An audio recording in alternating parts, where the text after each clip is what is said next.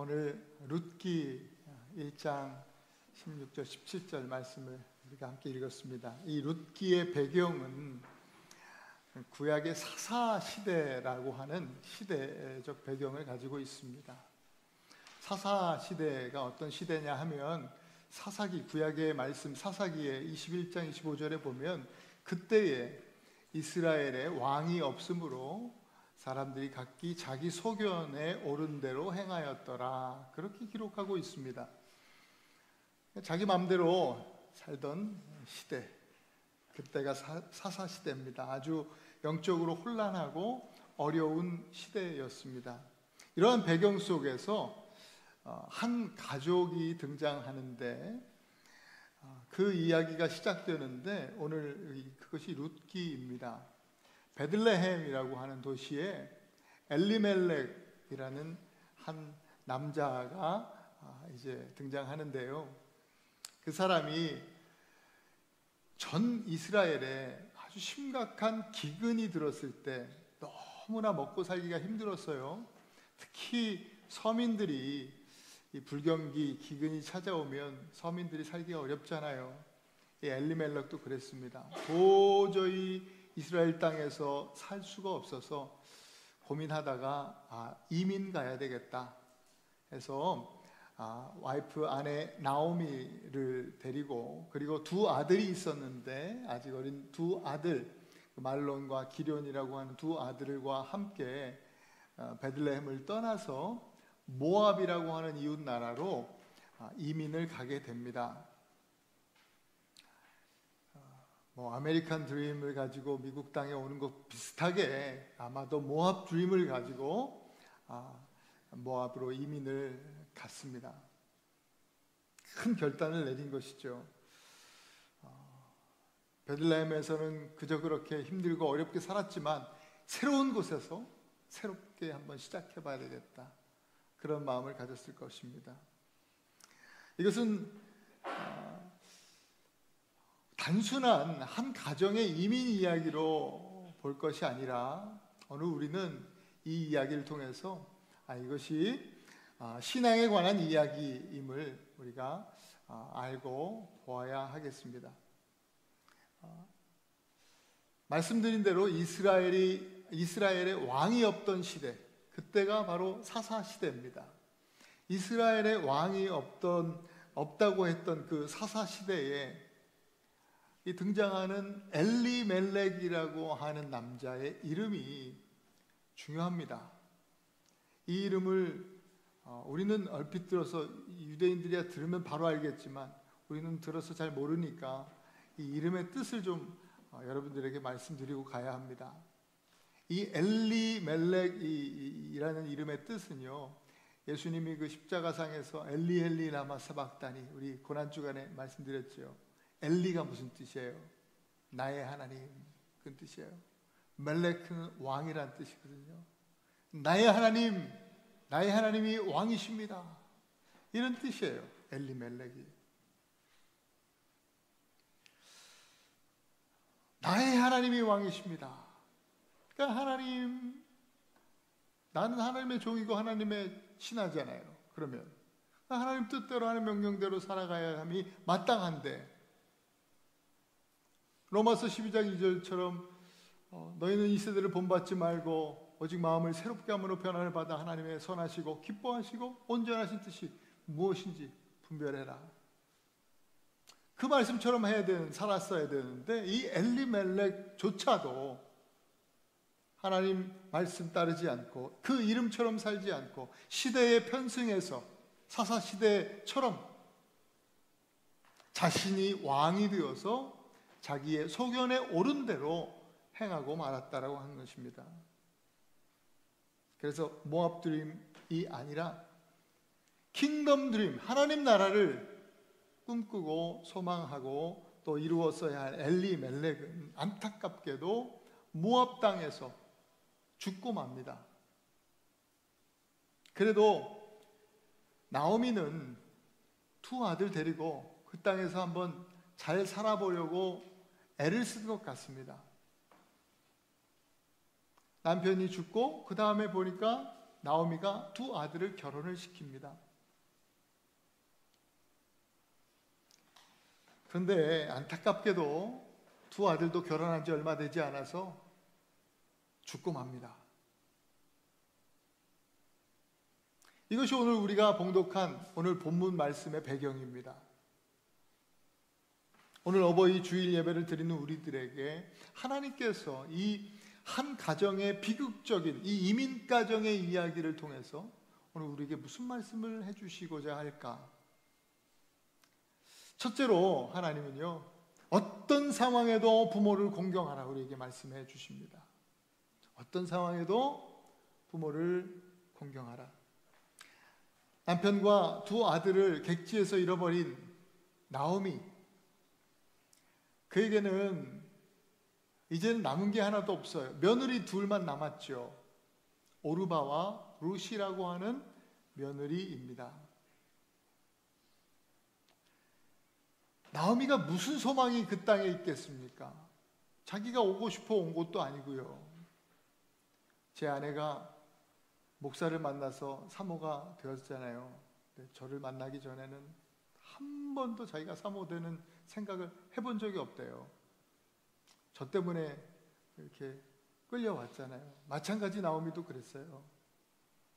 엘리멜렉, 하나님은 왕이시다, 이런 무시무시한 이름을 가진 남편 따라서 모압으로 왔으니, 근데 남편도 죽고 아들도 죽었는데 모압 땅에서 뭐하고 살 거예요? 아는 사람 하나도 없는 그 모압 땅에 도저히 소망이 없으니 돌아가야 되겠다, 우리 고향으로 돌아가야지 생각했습니다.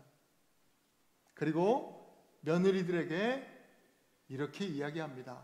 8절 9절에 보면, 얘들아, 너희는 이제 친정으로 돌아가라. 너희가 죽은 내 아들들, 그리고 나에게 잘해 주었으니 나도 너희를 축복한다. 하나님께서 너희를 잘 보살펴 주시기를 원하고, 또 주께서 너희를 돌보셔서 너희들이 이제 아직도 젊으니까 새 남편들을 만나서 행복한 보금자리, 행복한 가정을 꾸미기를 바란다. 이렇게 울면서 며느리들에게 이야기를 했습니다. 진심으로 며느리들이 잘 되기를 바라는 마음으로 축복해 준 겁니다. 이때 두 며느리들이 다 울면서 안 가겠다고, 어머니 왜 그러시냐고 그렇게 이야기합니다. 나오미도 같이 울었죠. 같이 울면서 진정으로 다시 재차 권면합니다. 아니다, 너희들 돌아가라. 그러니까 먼저 며느리 오르바가 먼저 울면서 어머니에게 입을 맞추고 작별 인사를 하고 친정으로 돌아갔습니다. 그렇다고 해서 누구도 비난할 수 없는 상황입니다. 돌아가는 게 마땅한 것이죠. 가장 지금 상황에서 합리적이고 또 현실적인 판단을 한 것입니다. 그런데 룻은, 며느리 둘 중에 룻은 끝까지 어머니를 따르겠다고 이야기합니다. 그리고 이렇게 단호히 말했습니다. 16절 17절 오늘 본문 말씀이었죠. 어머니 가시는 곳이면 저도 가겠습니다. 어머니가 멈추시면 저도 거기에 멈추어 서겠습니다. 어머니 백성이 이제 저의 백성이고, 어머니가 섬기고 어머니가 믿는 하나님, 이제 저의 하나님입니다. 어머니가 죽으시는 곳에 저도 거기서 죽을 것이고 거기에 묻힐 것입니다. 어머니 더 이상 저를 가라고 하지 마세요. 끝까지 저 어머니 따라갈 것입니다. 지금 이 얘기는요, 한 모압 여자가 이스라엘 사람이 되겠다라고 하는 귀화 신청을 하고 있는 얘기가 아닙니다. 시어머니에 대한 어떤 충성심에서 나온 말도 아닙니다. 어머니를 향한 깊은 존경과 사랑의 표현이고, 동시에 하나님이 나의 하나님이십니다. 이제는 나도 어머니가 믿으시는 하나님을 나도 이제 영접하고 하나님을 믿는 삶을 결단하고 선택한다라고 하는 신앙의 고백인 것입니다. 8절 나오미의 그 표현에서 볼 수 있듯이요, 룻이 시어머니 나오미를 극진하게 섬겼습니다. 인간적으로나 신앙적으로나 효심이 아주 깊은 며느리임에 틀림이 없습니다.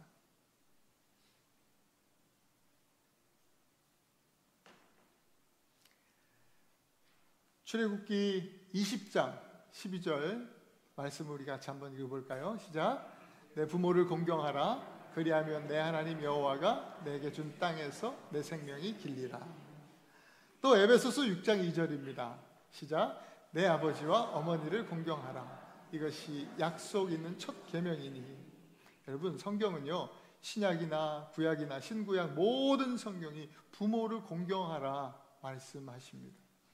부모를 사랑하고 또 공경하는 것이 사람 됨의 필수적인 가치라고 가르쳐 주십니다.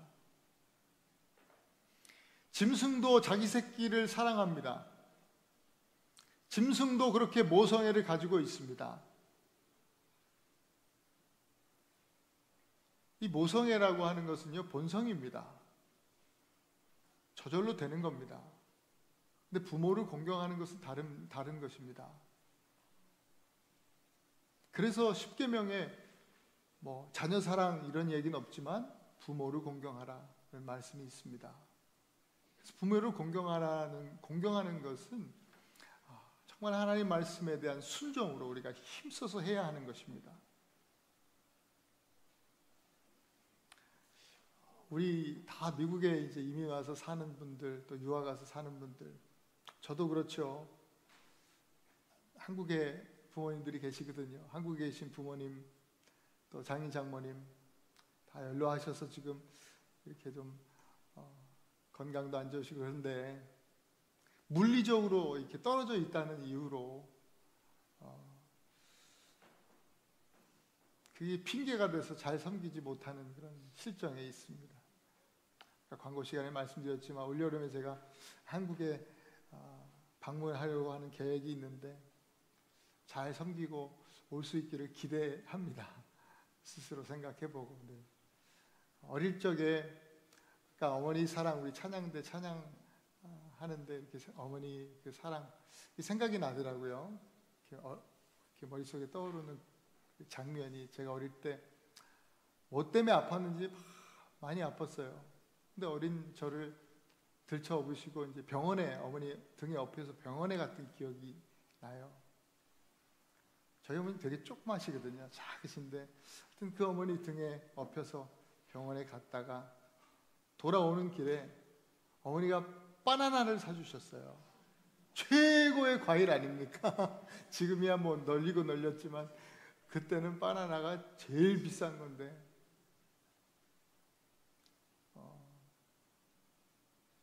그때 그 바나나를 먹었던 기억이 저한테는 지금 생각하면 그 눈물의 바나나, 너무너무나 지금도 바나나를 너무 좋아합니다. 부모는 그렇게 자녀를 사랑하는데 커서는 내 소견에 오른 대로 부모와 상관없이 또 내 삶을 위해서 살아가는 게 자녀들이죠. 레위기 19장 3절에 이런 말씀이 있습니다. 이건 특별한 말씀입니다. 같이 한번 읽어보겠습니다. 시작. 너희 각 사람은 부모를 경외하고 나의 안식일을 지키라. 나는 너희 하나님 여호와이니라. 여러분, 공경하라는 말과 또 다른 말씀입니다. 특별한 말씀입니다. 경외하라 했습니다. 이 단어를요, 이 경외하라는 단어를 하나님 외에 다른 것에 쓸 때 그 모든 것들은 다 우상이 됩니다. 오직 하나님께만 사용되어지는 단어가 경외하라라는 단어입니다. 그런데 부모만큼은 예외입니다. 부모를 경외하라 말씀하십니다. 왜? 부모는 자녀들에게 하나님을 비추는 거울과 같은 존재이기 때문입니다. 그래서 부모를 공경하는 것과 하나님을 경외하는 것은 이렇게 연결이 되어 있습니다. 십계명에서 보면 하나님 경외하는, 또 안식일을 섬기는 것, 하나님에 관련된 계명들이 다 앞에 있잖아요. 먼저 나옵니다. 근데 이 구절에서는 부모를 경외하는 말씀이 안식일 얘기보다도 더 앞서 나오는 것을 보게 됩니다. 그만큼 부모를 경외하고 부모를 공경하는 것이 중요하다라는 말씀이죠. 이렇게 부모를 공경하는 것이 우리의 그리스도인의 신앙과 연결이 된다고 하면 이것은요, 단순히 한 가정을 건강하게 세우는 일에 그치는 것이 아닙니다. 이것은 모든 관계 가운데 사랑과 존경의 문화를 형성하는 거예요. 그래서 그 사랑과 존경의 문화는 우리의 모든 이웃들과 또 지역사회, 그리고 더 나아가서는 나라와 민족을 아름답게 만드는 힘이 되는 겁니다. 이것이 몽합 드림이 아니라 바로 킹덤 드림이, 하나님 나라를 세워가는 힘이 아닐까 생각합니다. 우리가 이 나라, 이 민족 아름답게 잘 세우기 위해서는 집안에서부터 부모를 공경하는 그 사랑과 존경의 문화를 만들어 가야 합니다. 여러분, 어떤 상황 속에서도 부모님께 대한 존경과 사랑을 잃지 않도록 서로 격려하고 또 함께 기도하는 우리 에나바니 교회 교우들이 되기를 간절히 소망합니다. 두 번째, 오늘 주시는 말씀은요, 어떤 상황에도 믿음의 본을 보이라 말씀하십니다. 남편과 두 아들을 잃은 나오미는 인생의 가장 큰 고난을 겪고 있습니다. 20절에, 오늘 읽진 않았지만 20절에 보면 이 나오미가 자신의 인생에 대해서 마라와 같다, 자기 인생이 쓴 물이라는 뜻이거든요. 자신의 인생이 쓴맛이 난다, 너무 힘들다, 고통스럽다, 이 말이죠. 그러나 그런 상황 속에서도 나오미는요, 하나님, 창조주 하나님에 대한 그 주권과 하나님의 섭리를 부인하지 않습니다.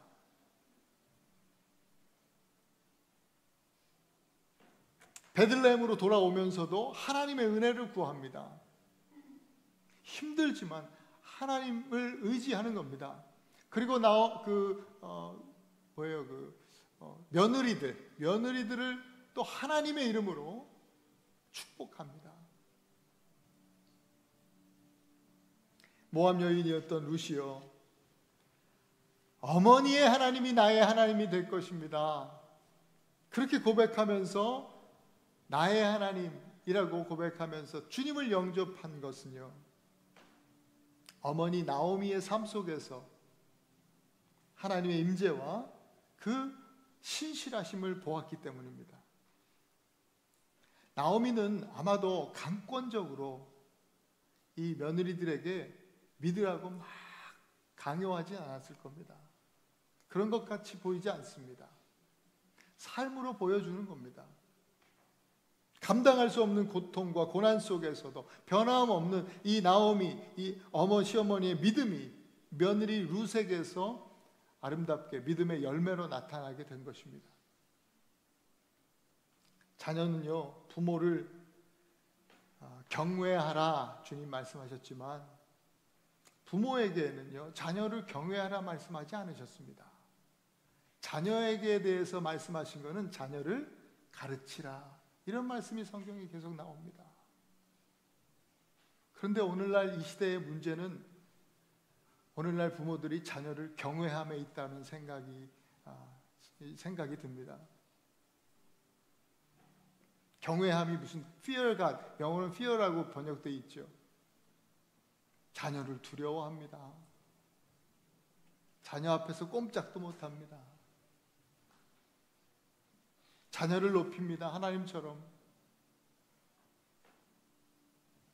떠받들고 사는 거죠.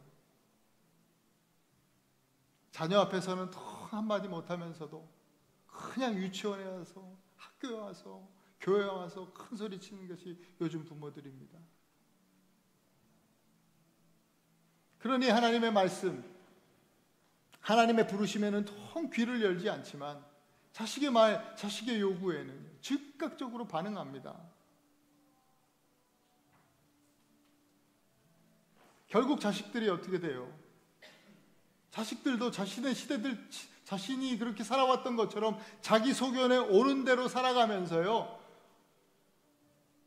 21세기, 이 세상을요 21세기 사사시대로 만들어가고 있습니다. 오늘날 사사시대와 다른 게 뭐가 있습니까? 그러고 있는데 부모들은 보고만 있는 것이죠. 여러분, 나오미는, 오늘 본문에 나타나는 나오미는 완벽하지 않습니다. 부족함 투성입니다. 자식들에게 뭐 하나 줄 것 없는 가난한 과부 어머니입니다. 그런데 이런 어머니를 보는 눈이 있어요. 며느리 룻이죠. 남편을 잃고 아들들을 모두 잃은 그런 상황 속에서도 어머니가 어떻게 말하고 어떻게 행동하는지 보았습니다. 가슴 찢어지는, 막 심장이 터지는 그런 상황 속에서 어머니가 어떻게 기도하고 어머니가 어떻게 말씀에 순종하고 어떻게 말씀을, 하나님을 의지하면서 살아가는지 룻은 보았습니다. 며느리 잘못 들어와서 내 아들들 다 잡아먹고 우리 집안이 이 모양이 이 꼴이 났다고 미워하고 저주하면서 내치는 것이 마땅한 것 같은데,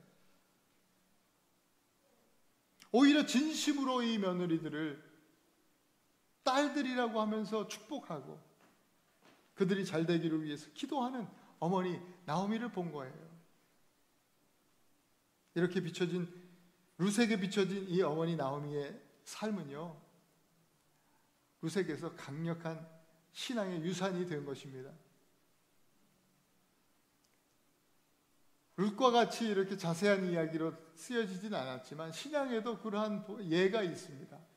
디모데후서 1장 5절 말씀을 같이 한번 읽어보겠습니다. 시작. 이는 내 속에 거짓이 없는 믿음이 있음을 생각함이라. 이 믿음은 먼저 내 외조모 로이스와 내 어머니 유니게 속에 있더니 내 속에도 있는 줄을 확신하노라. 바울은 디모데에게 이 디모데의 외할머니 로이스와 또 어머니 유니게와 먼저 알았습니다. 그리고 교회를 섬기는 그 여인들, 요즘 말로 하면 뭐 권사님, 집사님들이시겠죠. 그들의 믿음을 바울이 먼저 알았어요. 진실된 믿음으로 말씀에 순종하고 기도에 힘쓰면서 교회를 잘 섬겼던 분들이라고 잘 알고 있었습니다. 여러분, 1세기 교회의 그 시대적 상황을 어느 정도 아시잖아요. 얼마나 교회를 향한 핍박이 있었습니까? 믿는 그리스도인이라고 하면 일단 다 사형 대상입니다. 그런 상황 속에서도 믿음을 지켰던 분들이죠. 그 어머니의 신앙의 본을 따라서 디모데가 훌륭한 믿음의 아들이 되었다라고 하는 것은 이것을 바울은 지금 확신하고 있다는 것입니다. 부모가 고난 중에도 어떤 믿음의 자세를 보이는가, 이것이 자녀에게 미치는 영향이요 대단히 큽니다. 너무나 중요한 것입니다. 여러분, 오늘 여기 예배하시는 부모된 여러분들, 자녀를 경외하지 마시고 하나님만 경외하시기를 바랍니다. 세상살이가 힘들죠. 고난스럽고 고통스럽습니다. 그러나 그런 상황 속에서도 우리가 신실한 믿음을 보임으로써 우리 자녀들에게 신앙의 유산을 남기는 우리 부모들이 되기를 소망합니다. 마지막으로 세 번째 우리에게 주시는 하나님 말씀은 어떤 상황에도 서로 사랑하라 말씀하여 주십니다. 여러분, 나오미와 룻의 관계를 어떻게 정의할 수 있을까요? 나오미는 아들도 죽었잖아요. 그리고 그 며느리와 아들과 며느리 사이에 자식도 없어요. 손주가 없는 거예요.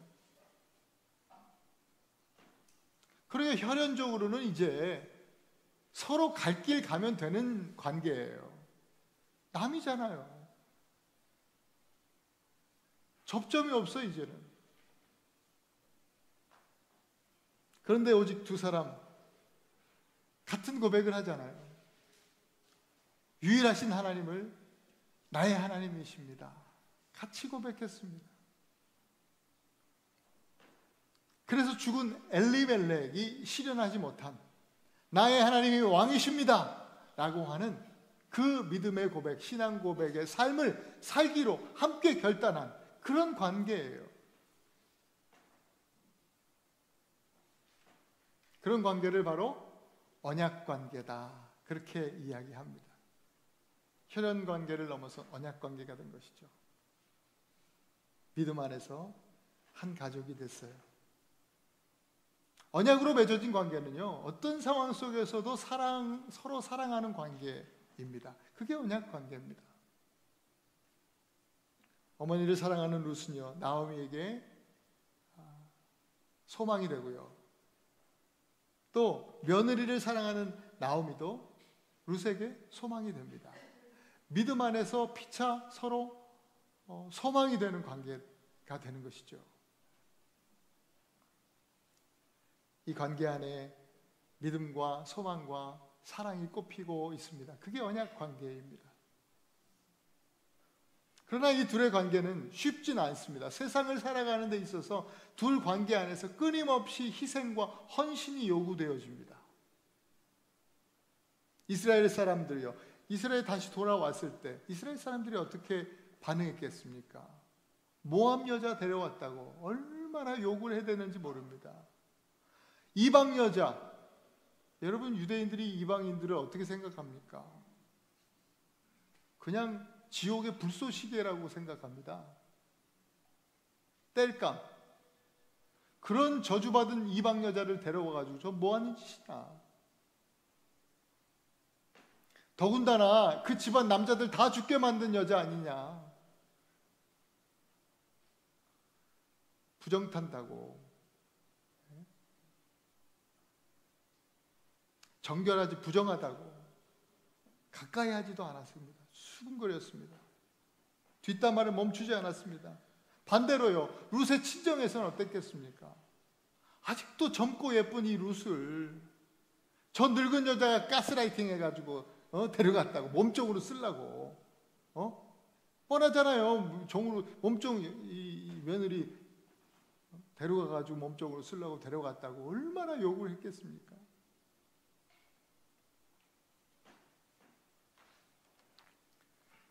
그때마다 이 언약 관계인 나오미와 룻은요, 서로를 향해서 아니야, 너는 내 사랑하는 딸이야. 또 룻도 어머니를 향해서 어머니는 저희 어머니입니다. 자랑스럽게 둘이서 그렇게 말했을 것입니다. 이것이 언약 안에서의 사랑 관계입니다. 사랑하는 언약 관계입니다. 여러분, 서로 헤어져야 피차 편하고 좋은 관계예요, 사실은. 그런데 믿음으로 하나 돼서 지금의 불편과 이 수치와 모욕을 기꺼이 자기를 희생하면서 서로를 위해 감당하고 있는 것입니다. 헤어지면 편한데, 이런 얘기 안 들을 텐데 굳이 같이 있겠다고 하면서 온갖 욕을 다 먹고, 이 둘의 관계를 통해서 우리가 봐야 될 것이 있어요. 그것은 바로 예수 그리스도의 사랑의 어떠함입니다. 세상적으로요, 인간적으로요, 예수님은요, 여러분들과 저와 여러분들과 헤어져야 속이 편합니다. 예수님이 무슨 죄를 지셨습니까? 예수님이 무슨 욕먹을 이유가 있으십니까? 수치와 모욕과 저주를 받으실 이유가 하나 없으신 분입니다. 그러나 우리와 함께 하심으로, 이 언약 관계를 이루심으로 말미암아 예수님이 그 수치와 모욕을 당하시는 거예요. 마태복음 28장 20절에 볼지어다 내가 세상 끝날까지 너희와 함께 있을 것이다. 항상 함께 있을 것이다. 예수님 오실 때부터 그 이름이 주어진 이름이 임마누엘이라는 의미니까 하나님이 우리와 함께 하신다. 그 말씀을 성취하시면서 마지막에 주신 마지막 지상 명령하시고 마지막 주신 말씀이 보라 볼지어다 내가 세상 끝날까지 항상 너희와 함께 할 거야. 약속하신 이 약속 때문에 예수님이 그렇게 욕을 또 저주를 받으시는 거예요. 왜? 우리가 받을 욕인데, 우리가 받을 저주인데 예수님께서 기꺼이 모든 그 고난을 받으시고 십자가를 지시는 것입니다. 그게 예수님의 사랑입니다. 그게 복음입니다. 로마서 5장 8절 한번 읽어보겠습니다. 시작. 우리가 아직 죄인 되었을 때에 그리스도께서 우리를 위하여 죽으심으로 하나님께서 우리에 대한 자기의 사랑을 확증하셨느니라. 예수님의 이 희생적 사랑 때문에 하나님은 어떤 상황 속에서도, 여러분 어떤 상황 속에서도 저와 여러분들 향해서 너는 내 아들이야, 너는 내 딸이야 라고 말씀해 주시는 거예요. 어떤 상황 속에서도 서로 사랑하는 이 나오미와 룻의 이 언약적 관계는요, 비극으로 가득 차 있는 듯 보이지만 여러분 이 관계 속에서 하나님의 섭리가 나타납니다. 룻이 결국은 고엘이라고 하는 기업 물을 자, 자세히 설명을 안 드리겠습니다. 재작년 언젠가 한 설교를 열심히 찾아보시면 제가 설명해 놓은 얘기가 그 내용이 있습니다. 고엘, 기업 물을 자 보아스를 만나게 되므로 그 가문에서 그 시에서 다윗 왕이 탄생합니다. 그리고 다윗 왕의 가문에서 예수 그리스도가 탄생하게 되는 것입니다. 비극으로 가득 찬 이 가정 안에 놀라운 하나님의 섭리가 이루어지는 것을 봅니다. 마찬가지로 비극으로 보여지는 예수 그리스도의 그 십자가 대속의 사건은요, 이 복음을 믿는 사람들에게서 곧 언약 관계로 함께 모인 그리스도의 몸된 교회를 통해서 반드시 하나님의 섭리로 나타나게 된다라고 하는 사실입니다. 여러분이 연결점을 룻기를 통해서 예수 그리스도의 십자가의 사랑, 그 대속의 은혜를 하나님의 섭리로 우리는 보아야 하는 것입니다. 그래서 룻과 나오미가 전혀 상관없는 사람들이 정말 예수 그리스도 그 하나님을 하나님으로 믿는, 나의 하나님으로 믿는 그 믿음 안에서 합력하여 이 아름다운 하나님의 섭리를 이루었듯이 마찬가지로 우리 또한 합력하여 선을 이루게 되는 것이죠. 오늘 로마서 8장 28절에 이렇게 기록하고 있습니다. 같이 읽습니다. 시작. 우리가 알거니와 하나님을 사랑하는 자, 곧 그의 뜻대로 부르심을 입은 자들에게는 모든 것이 합력하여 선을 이루느니라. 아멘. 아멘.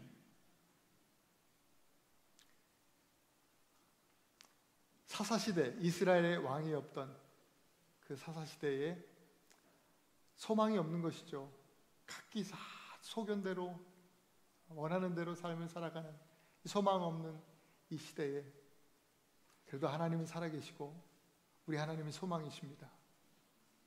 하나님은 우리가 상상하지 못한 그곳에서 하나님께서 하나님의 방법으로, 하나님의 계획으로 하나님의 나라를 이루어 가시는 모습을 우리가 보았습니다. 이스라엘의 소망이 다, 불씨가 다 꺼진 듯 했지만 하나님은요, 불씨를 상상하지 못했던 모압 땅 한 이방 여자를 통해서 이스라엘에 다시 불을 붙이십니다. 우리의 모든 소망이 다 끊어진 것 같은 그런 상황이 될지라도 여러분, 하나님은 여전히 살아계시고 여전히 하나님은 우리의 삶 가운데 섭리하고 계심을 믿으시기 바랍니다. 그 하나님께서 오늘 우리에게 주신 말씀을 여러분 마음에 새기고 우리가 그렇게 살기를 원합니다. 어떤 상황 속에서도 룻과 같이 모든 우리 자녀들은 부모를 공경하실 수 있기를 축복합니다. 어떤 상황 속에서도 나오미처럼 부모 되신 분들은 자녀들에게 믿음의 본을 보이실 수 있기를 바랍니다. 또 어떤 상황 속에서도 자녀와 부모들, 그리고 우리가 믿음의 형제 자매들이 된 우리 언약 공동체, 우리 모두가 나오미와 룻이 보여준 이 희생적인 사랑을 본받고, 그리고 그들을 통해서 우리에게 영적으로 보여주는 예수 그리스도의 그 헌신적인 십자가 사랑을 본받아서 우리가 순종하면서 사랑하라라는 계명에 순종하면서 서로 더욱 사랑하기를 소망합니다. 그러면 우리 모두를 통해서, 우리 교회를 통해서 합력하여 선을 이루시는 하나님의 섭리가 반드시 이루어질 줄로 믿습니다. 우리 시간 같이 한번 오늘 말씀을 붙들고 기도하겠습니다. 여러분, 자녀된 자들은 주님, 저에게 넘치고 넘치는 부모 공경하는 마음, 부모를 경외하는 마음을 허락하여 주시고, 실제적으로 하나님, 우리가 어떻게 우리가 부모를 공경하면서 살아갈 수 있을지, 또 주변에 우리 부모된 또 우리 어른들을 어떻게 우리 섬기면서 잘 세우면서 살 수 있을지 지혜를 더하여 주옵소서. 또 우리 부모된 자들은 우리 자녀들에게 신앙의 유산을 어떻게 물려줄 수 있을지, 하나님, 본이 되는 삶을, 믿음의 본이 되는 삶을 살 수 있도록 주님 축복하여 주옵소서. 그렇게 기도하시고, 우리가 또 더불어서 하나님, 우리 모두가 언약 관계로 주님 부르심을 따라서 모였습니다. 우리가 합력하여 선을 이룰 수 있도록 더욱 뜨겁게 사랑하면서 맡겨주신 사명 잘 감당하는 저희들 되게 하여 주시옵소서. 말씀 붙들고 함께 잠시 기도하시다.